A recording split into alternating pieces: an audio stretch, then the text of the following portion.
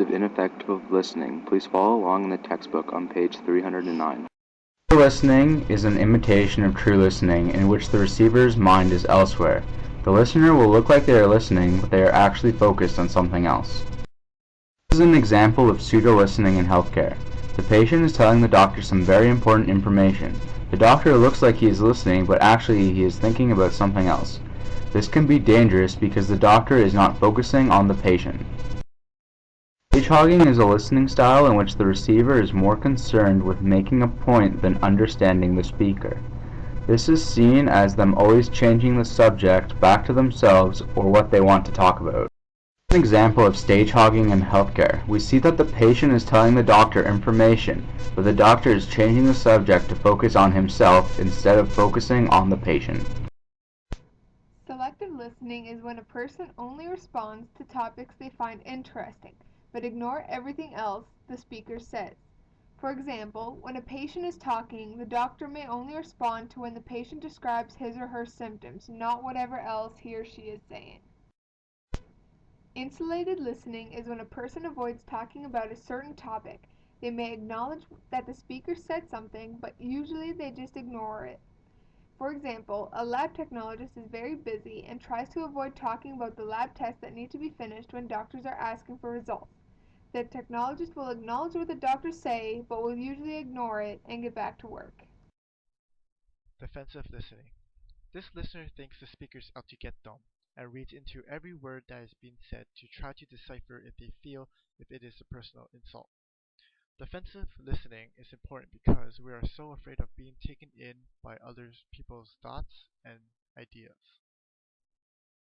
This is a healthcare example for defensive listening. We see the doctor is just asking for results to the test that he has asked for, but Sarah, the lab technician, is a defensive listener and thinks that the doctor is verbally attacking her for not getting the results to him on time.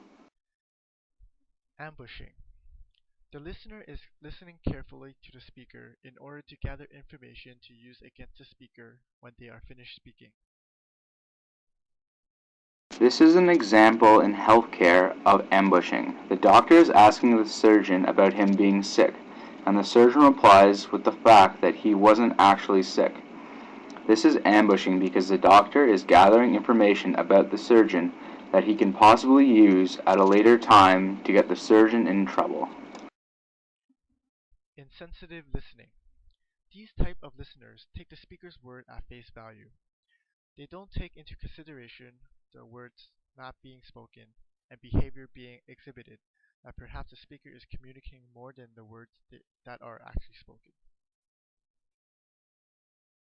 This is an example of insensitive listening in healthcare.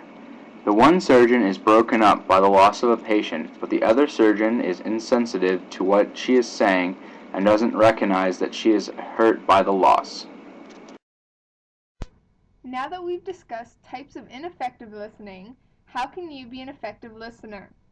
Effective listening is when the listener takes the message in, interprets it, and responds appropriately.